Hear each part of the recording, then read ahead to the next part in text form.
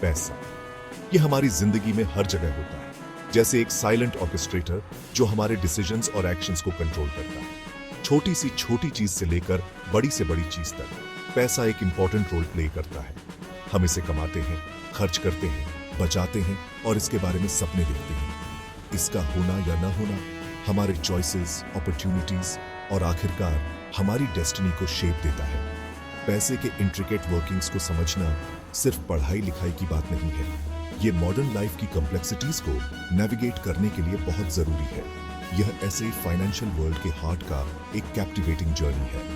हम पैसे के एवोल्यूशन को ट्रेस करेंगे, उसकी शुरुआत से लेकर डिजिटल फ्रंटियर तक। हम ट्रेडिशनल बैंकिंग के मैकेनिज्म्स को अनरैवल करेंगे और उस फैसिनेटिंग साइकोलॉजी को डेल्व करेंगे जो हमारे फाइनेंशियल डिसीजंस को अंडरपिन करती है।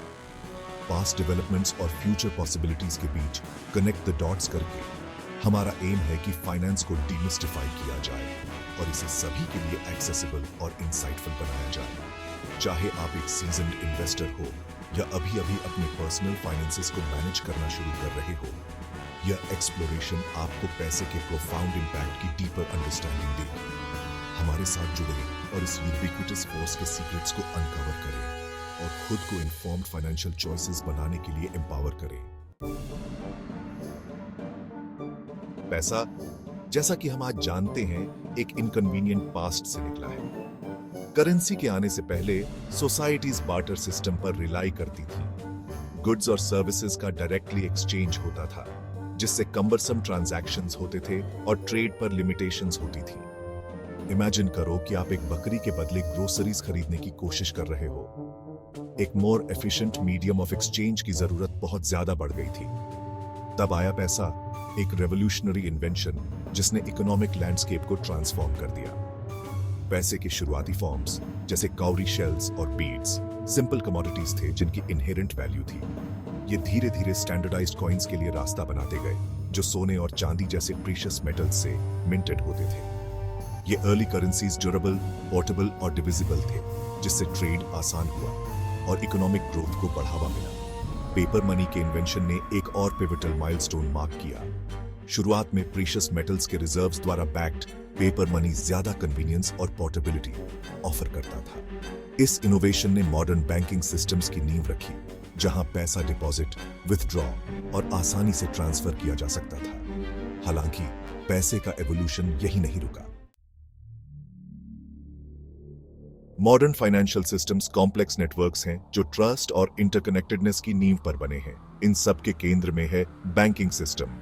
बैंक्स हमारे पैसे के कस्टोडियंस का काम करते हैं, ट्रांजैक्शंस को फैसिलिटेट करते हैं, क्रेडिट प्रोवाइड करते हैं और पूरी इकोनॉमी में फंड्स के फ्लो को मैनेज करते हैं। वे सेविंग्स को इन्वेस्टमेंट्स में चैनल करके इकोनॉमिक ग्रोथ को बढ़ावा देने में क्रूशल रोल प्ले करते हैं। सेंट्रल बैंक्स जैसे यूनाइटेड स्टेट्स में फेडरल रिजर्व मॉनेटरी सिस्टम के गार्डियंस का काम करते हैं। वे मनी सप्लाई को कंट्रोल करते हैं, इंटरेस्ट रेट सेट करते हैं और फाइनेंशियल सिस्टम की स्टेबिलिटी इंश्योर करते हैं।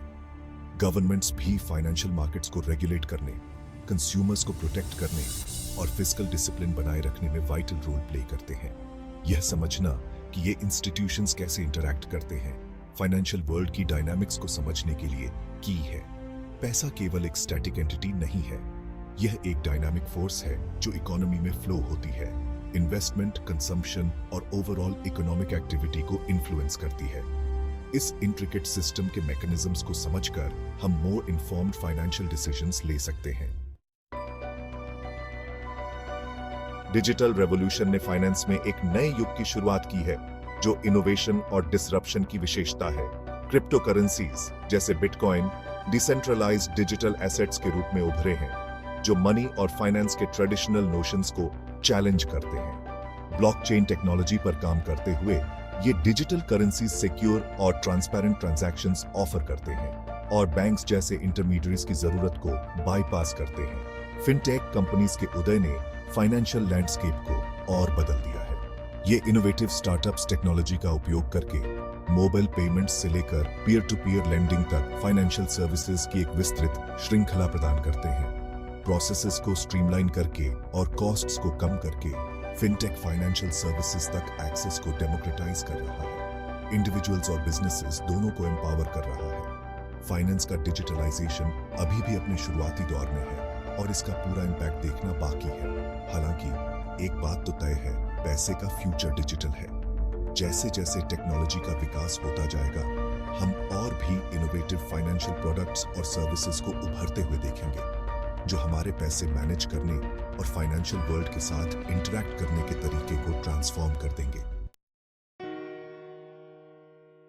जबकि फाइनेंस अक्सर कोल्ड, हार्ड नंबर्स का क्षेत्र लगता है, रियलिटी कहीं अधिक न्यूआंस्ड है।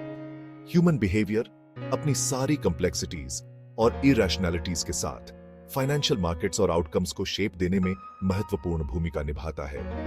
बिहेवियरल फाइनेंस स्टडी का एक बर्जनिंग फील्ड उन साइकोलॉजिकल फैक्टर्स को एक्सप्लोर करता है जो हमारे फाइनेंशियल डिसीजंस को इन्फ्लुएंस करते हैं।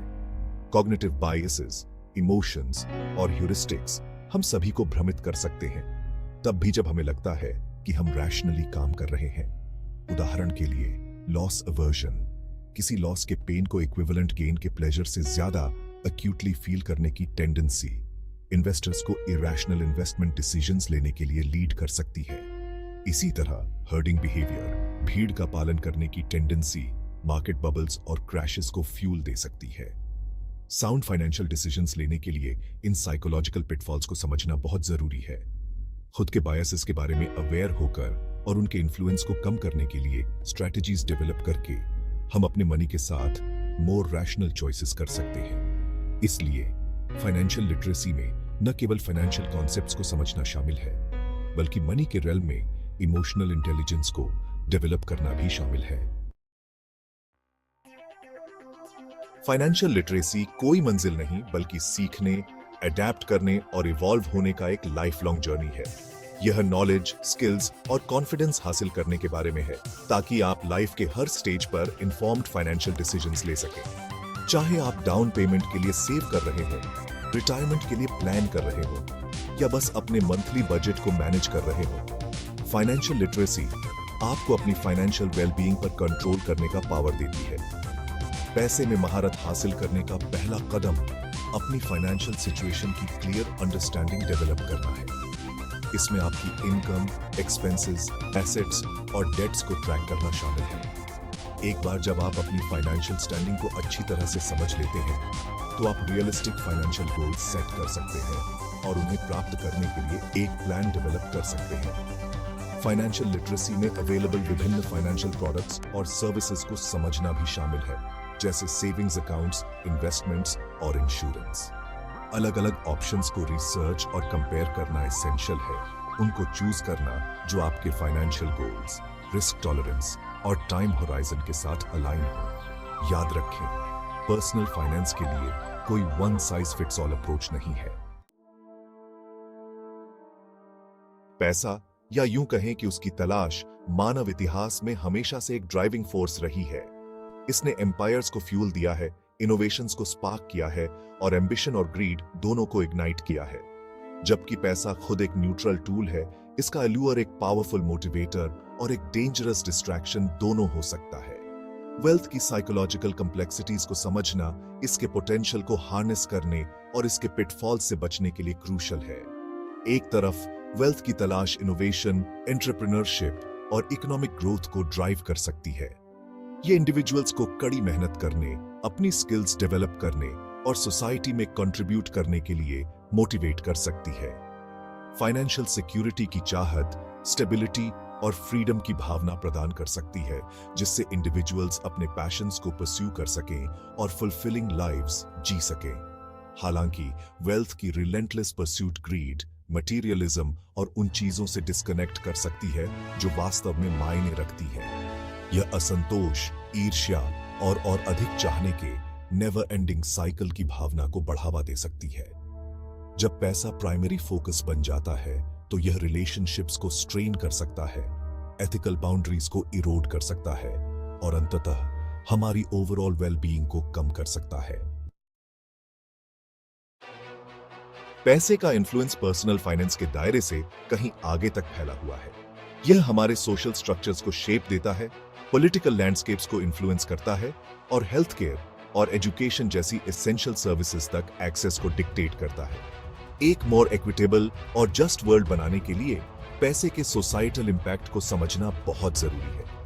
इनकम इनइक्वालिटी कई सोसाइटीज में एक प्रेसिंग इश्यू, वेल्थ के अनइवन डिस्ट्रीब्यूशन और उसके कॉन्सिक्वेंसेस को हाईलाइट करता है। यह सोशल अनरेस्ट का कारण बन सकता है, इकोनॉमिक मोबिलिटी को लिमिट कर सकता है और पॉवर्टी के साइकिल्स को परपेचुएट कर सकता है। इनकम इनइक्वालिटी को एड्रेस करने के लिए एक मल्टी फेसेटेड अप्रोच की जरूरत है, जिसमें ऐसी पॉलिसीज शामिल हैं जो फेयर वेजेस, एजुकेशन तक एक्सेस और अफोर्डेबल हाउसिंग को प्रमोट करें। इसके अलावा पॉलिटिक्स पर पैसे का इन्फ्लुएंस ट्रांसपेरेंसी और अकाउंटेबिलिटी के बारे में कंसर्न्स रेज करता है। कैंपेन फाइनेंस, लॉबिंग एफर्ट्स और गवर्नमेंट और प्राइवेट सेक्टर के बीच रिवॉल्विंग डोर डेमोक्रेटिक प्रिंसिपल्स को अंडरमाइन कर सकते हैं और पब्लिक ट्रस्ट को इरोड कर सकते हैं। कैंपेन फाइनेंस लॉज में सुधार और गवर्नमेंट में ट्रांसपेरेंसी को प्रमोट करना यह इंश्योर करने के लिए एसेंशियल है कि पॉलिटिकल डिसीजंस केवल अमीरों और ताकतवर लोगों के नहीं बल्कि लोगों के हित में काम करें। फाइनेंस की दुनिया कांस्टेंट चेंज की स्थिति में है, जो technological advancements, evolving consumer preferences और ग्लोबल इकोनॉमिक शिफ्ट से ड्रिवन है। कर्व से आगे बने रहने के लिए इमर्जिंग ट्रेंड्स की गहरी समझ और न्यू रियलिटीज के साथ अडेप्ट करने की इच्छा शक्ति की जरूरत होती है। फाइनेंस के फ्यूचर को शेप देने वाले सबसे सिग्निफिकेंट ट्रेंड्स में से एक है आर्टिफिशियल इंटेलिजेंस, एआई और मशीन लर्निंग का उदय।